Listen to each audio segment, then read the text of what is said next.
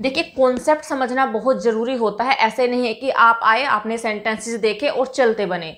अगर आप ऐसा करोगे तो आप कभी भी चीजों को सीख नहीं पाओगे, फिर आप रटते रह जाओगे। लेकिन अगर आप कॉन्सेप्ट को अच्छे से समझ लोगे ना, तो केवल यही नहीं अप्लाई कर पाओगे, ऐसे सेंटेंसेस में ही अप्लाई नहीं कर पाओगे।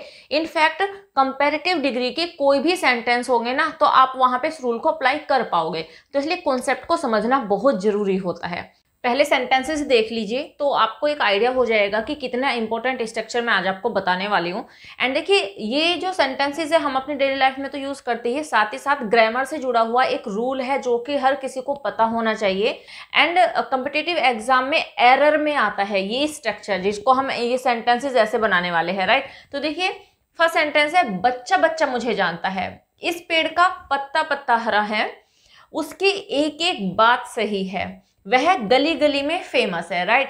तो देखिए यहाँ पर जहां पे एक ही वर्ड को दो बार रिपीट किया गया है, इसमें बच्चा बच्चा, यहाँ पे पत्ता पत्ता, यहाँ पे एक एक, एंड यहाँ पे गली गली, राइट। तो जब हम ऐसे सेंटेंसेस बोलते हैं जहां पे हम रिपीट करते हैं एक वर्ड को, तो उसका बहुत ही इंपॉर्टेंट स्ट्रक्चर होता है जो कि आपको पता होना चाहिए। और सबसे पहले आज मैं आपको वो ही बताने वाली हूँ। Hello everyone, welcome again my YouTube channel earth English classes. और अगर आप मेरे चैनल पे नए हैं और आपने अभी तक मुझे सब्सक्राइब नहीं किया है, डू सब्सक्राइब माय चैनल। तो चलिए स्टार्ट करते हैं आज की वीडियो, लेट्स बिगिन। ओके, देखिए इसका प्रॉपर स्ट्रक्चर है, बहुत अच्छे से समझना, ग्रामेटिकली भी बहुत इंपॉर्टेंट है एंड स्पीकिंग के पॉइंट ऑफ व्यू से भी।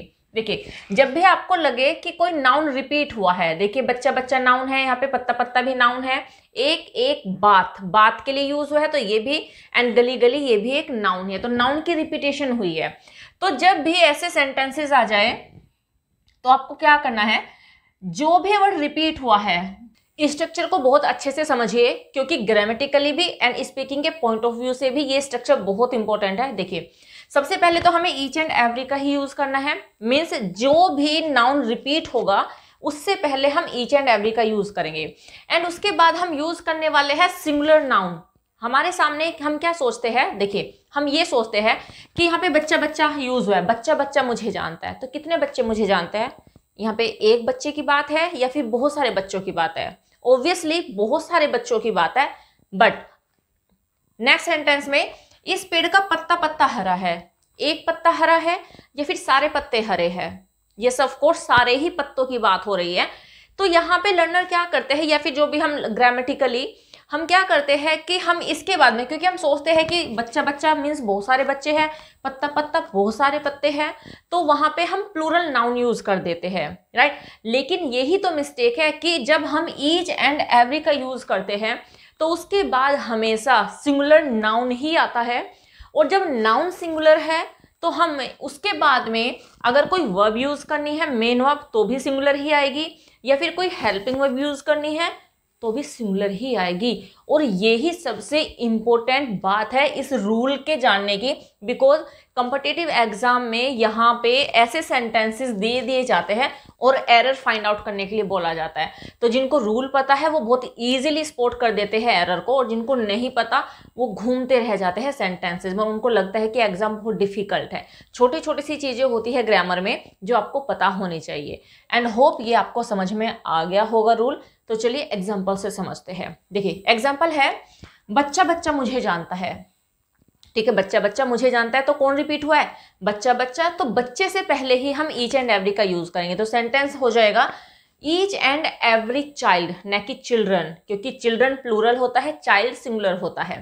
Each and every child knows me, क्योंकि प्रेजेंट इंडेफिनिट का सेंटेंस है। And you know present indefinite में अगर सेंटेंस पॉजिटिव होता है तो वर्ब की फर्स्ट फॉर्म में हम एस या ईएस लगाते हैं। तो दैट्स व्हाई हमने बच्चे बच्चे के साथ हम यहाँ पे लगाएंगे knows. Each and every child knows me,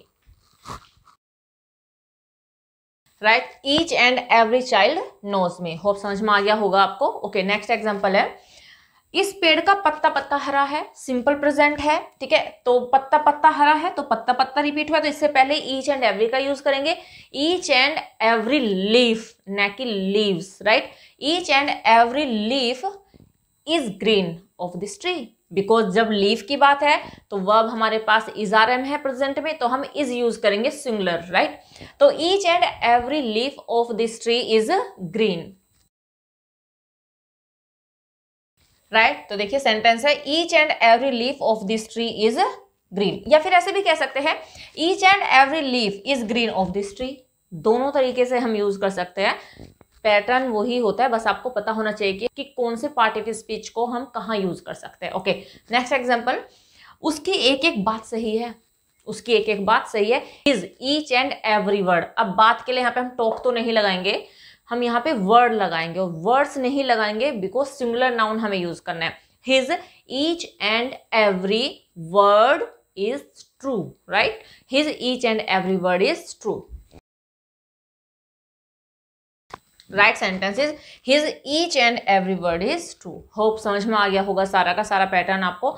most important है रियली, आपको ये पता होना चाहिए, चाहे आप किसी कम्पिटेटिव एग्जाम की प्रिपरेशन में लगे हो, या फिर आप वैसे ही नॉलेज लेने के लिए पढ़ रहे हो, या फिर आप स्पीकिंग के पॉइंट ऑफ व्यू से इस वीडियो को देख रहे हो, ये पॉइंट आपको पता होना चाहिए। एंड होप ये आपको क्लियर भी हो गया होगा। नेक्स्ट सेंटेंस है वह गली गली में फेमस है। अब ये आप बनाओगे, ठीक है, ये आप मुझे कमेंट सेक्शन में बताओगे कि आप इसको कैसे बोलने वाले हो, वह गली गली में फेमस है। तो स्क्रीनशॉट आप लेना चाहते हो तो ले लीजिए। होप यूजफुल होने वाला है ये आपके लिए। तो चलिए नेक्स्ट स्ट्रक्चर देखते हैं। नेक्स्ट सेंटेंसेस देखिए, जैसे जैसे हम ऊपर जाते हैं वैसे वैसे ठंड बढ़ जाती है। Yes it is a true fact. जैसे जैसे हम ऊपर की ओर जाते हैं, हिल स्टेशन क्यों होते हैं ठंडे, बिकॉज ऊंचाई पर होते हैं। तो जैसे जैसे हम ऊपर की ओर जाते हैं वैसे वैसे मौसम ठंडा हो जाता है, या फिर वैसे वैसे ठंड बढ़ जाती है। ओके नेक्स्ट, वह जितना छोटा है उतना ही खोटा है। वह जितना छोटा है उतना ही खोटा है। जितने जल्दी चलो उतना ही अच्छा है। अब देखिए इन सेंटेंसेस में अभी आपने नोट कर लिया होगा कि इन सेंटेंसेस में यहां पर जैसे जैसे एंड वैसे वैसे। सेकंड सेंटेंस में जितना उतना, थर्ड सेंटेंस में जितनी एंड उतना, ठीक है, जितनी जल्दी चलो उतनी उतना अच्छा, राइट। तो इस तरह से ये सेंटेंसेस का एक अलग ही स्ट्रक्चर होता है, ठीक है। अब देखिए मैं इसको सेंटेंस कैसे भी कह सकती हूँ, जितना हम ऊपर जाते हैं ठंड उतनी ही बढ़ जाती है, ठंड उतनी ही बढ़ जाती है, ऐसे भी बोल सकते हैं। मीन्स जहां पर आपको जैसे जैसे वैसे वैसे इतना उतना इतना उतना या फिर जितनी उतनी इनका पेयर मिलता है, तो इसका एक अलग ही स्ट्रक्चर होता है। और ऐसे हम बहुत सारे सेंटेंसेस अपने डेली लाइफ में यूज करते हैं। तो देखिए इसका स्ट्रक्चर समझ लीजिए, बहुत ही सिंपल सा है, लेकिन हाँ सिंपल ही हो जाती है सारी चीजें जब आप जान जाते हो। जानने से पहले ही सब कुछ डिफिकल्ट होता है। देखिए ऐसे सेंटेंसेस आते हैं कंपैरेटिव डिग्री के अंडर में, राइट, कंपैरेटिव डिग्री में। And you no comparative degree, degree किसकी होती है, डिग्री होती है एडजेक्टिव्स की। पॉजिटिव डिग्री होती है, कंपैरेटिव डिग्री होती है, सुपरलेटिव डिग्री होती है। तो देखिए यहाँ पे आपको क्या करना है, सबसे पहले हमें यूज करना है, जिनको डिग्री आती है उन्हें पता होगा कि द हमेशा सुपरलेटिव डिग्री में यूज होता है एडजेक्टिव से पहले। मीन्स अगर आप सुपरलेटिव डिग्री का सेंटेंस बोलते हो और आप एडजेक्टिव से पहले द नहीं लगाते तो वो टोटली इनकरेक्ट होता है। होप आपको पता होगा। लेकिन यहाँ पे हम कंपैरेटिव डिग्री का सेंटेंस बनाने वाले हैं, लेकिन एडजेक्टिव से पहले हम यूज करने वाले हैं द का, ठीक है। तो सबसे पहले हम द यूज करेंगे एंड आफ्टर दैट हम यूज करने वाले हैं comparative degree, right, comparative degree. मैं शॉर्ट में लिख देती हूँ कंपैरेटिव डिग्री। एंड उसके बाद हम क्लोज बनाएंगे। पहली जो फर्स्ट क्लोज है, मैं फर्स्ट क्लोज ही मेंशन कर देती हूँ। क्या बनाएंगे, फर्स्ट क्लोज, क्योंकि ऐसे सेंटेंसेस में हमेशा दो क्लोज होती है। फर्स्ट क्लोज है जैसे जैसे हम ऊपर जाते हैं, सेकंड क्लोज है वैसे वैसे ठंड बढ़ जाती है। तो दो क्लोज है सेंटेंस में, राइट। तो सबसे पहले the comparative degree, first close, and after that again हम द लगाएंगे एंड उसके बाद अगेन हम कंपैरेटिव डिग्री का यूज करेंगे, राइट। एंड आफ्टर दैट हम जो रिमेनिंग क्लोज है सेकंड क्लोज वो हम बनाएंगे। होप समझ में आ गया होगा। अच्छे से डिक्टेट अभी कर देती हूं मैं आपको, और अच्छे से समझ में आ जाएगा जब आप सेंटेंसेस को समझोगे। देखिए सबसे पहले आपको दा लगाना है। वैसे कंपैरेटिव डिग्री में दा नहीं लगता है, ठीक है, लेकिन यहाँ पे आपको लगाना है। इस टाइप के सेंटेंसेस अगर होते हैं तो दा आप लगाएंगे। आफ्टर दैट कंपैरेटिव डिग्री हम यूज करने वाले हैं, अभी समझ में आ जाएगा कैसे। एंड आफ्टर दैट जो भी क्लोज फर्स्ट है उसे लिखेंगे। After that the again comparative degree, because दोनों में कंपैरेटिव डिग्री है, एंड देन सेकंड क्लोज। ऐसे हम इसको बनाने वाले हैं। एंड देखिए आपको पता होगा कंपैरेटिव डिग्री में एडजेक्टिव की सेकंड डिग्री यूज होती है। मीन्स हम एडजेक्टिव में यूज करते हैं ER। सपोज मैंने बोला हाय। देखिए कॉन्सेप्ट समझना बहुत जरूरी होता है। ऐसे नहीं है कि आप आए, आपने सेंटेंसेस देखे और चलते बने। अगर आप ऐसा करोगे तो आप कभी भी चीजों को सीख नहीं पाओगे, फिर आप रटते रह जाओगे। लेकिन अगर आप कॉन्सेप्ट को अच्छे से समझ लोगे ना, तो केवल यही नहीं अप्लाई कर पाओगे, ऐसे सेंटेंसेस में ही अप्लाई नहीं कर पाओगे।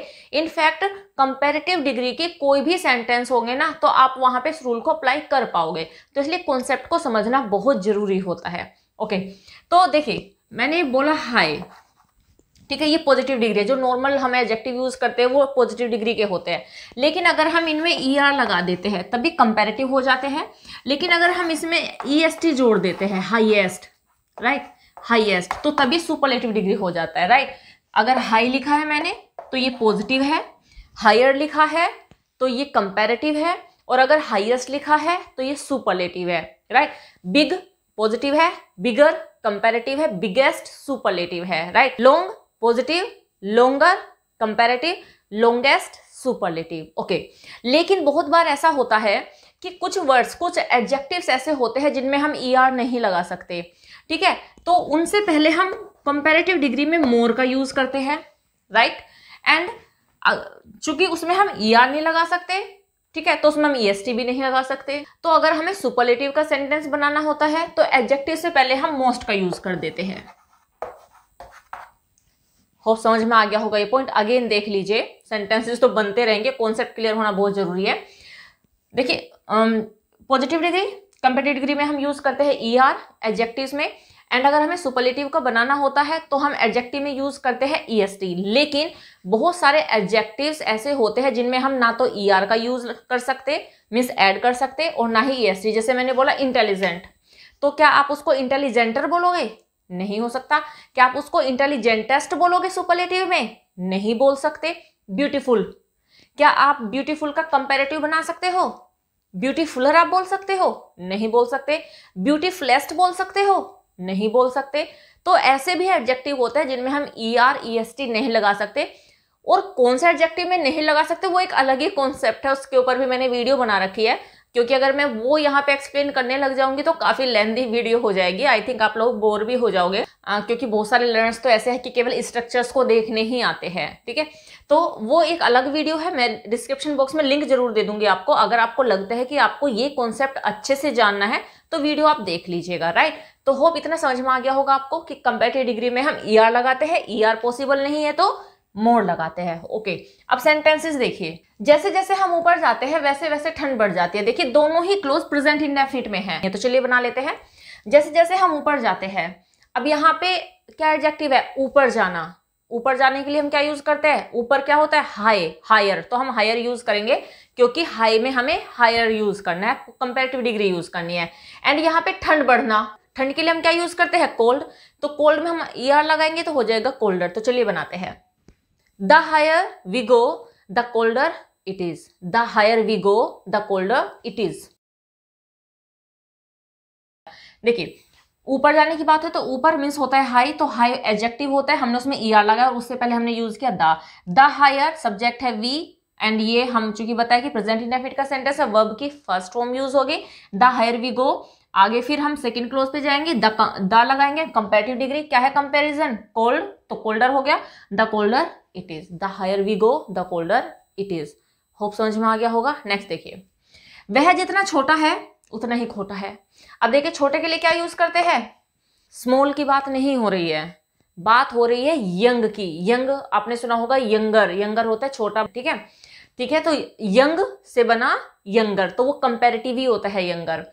उतना ही खोटा है। अब खोटे के लिए हम यूज करते हैं क्लेवर, एंड क्लेवर में हम लगाएंगे ER, क्लेवरर। चलिए बनाते हैं। The younger he is, the cleverer he is. The younger he is, the cleverer he is. Right sentence is the younger he is, the cleverer he is. Means वह जितना छोटा है वह उतना खोटा है। तो यहाँ पे हमने ये कंपैरेटिव डिग्री यूज की है, एंड क्लेवरर ये भी कंपैरेटिव डिग्री है, और उससे पहले हमने यूज किया है द। यहाँ तक है फर्स्ट क्लोज एंड यहाँ तक हो गई है ये सेकंड क्लोज, और एक ही सेंटेंस हो गया है। ओके, नेक्स्ट सेंटेंस देखो। जितनी जल्दी चलो उतना ही अच्छा है। जितनी जल्दी चलो उतना ही अच्छा है। तो जल्दी चलना, जल्दी के लिए हम क्या यूज करेंगे, सून, और सून में हम यूज करेंगे ER, सूनर। एंड यहाँ पे क्या है हमारे पास में, अच्छा। दूसरा एडजेक्टिव क्या है, कंपेरेटिव डिग्री, अच्छा। गुड कहते हैं, गुड का जब हम बनाते हैं कंपेरेटिव डिग्री तो बेटर हो जाता है। तो चलिए बनाते हैं, the sooner you start, the sooner you start the better it is, the sooner you start the better it is. Right sentence is the sooner you start the better it is. हो समझ में आ गया होगा। एक और example देख लेते हैं, जैसे जैसे जैसे हम बड़े होते हैं वैसे वैसे समझदार हो जाते हैं। The older we grow the wiser we become, the older we grow the wiser we become. तो ऐसा आप कुछ भी सेंटेंस बना सकते हो। तो बस आपको ये स्ट्रक्चर याद रखना है। एंड होप ये समझ में आ गया होगा आपको। स्क्रीनशॉट लेना चाहते हो तो ले लीजिए।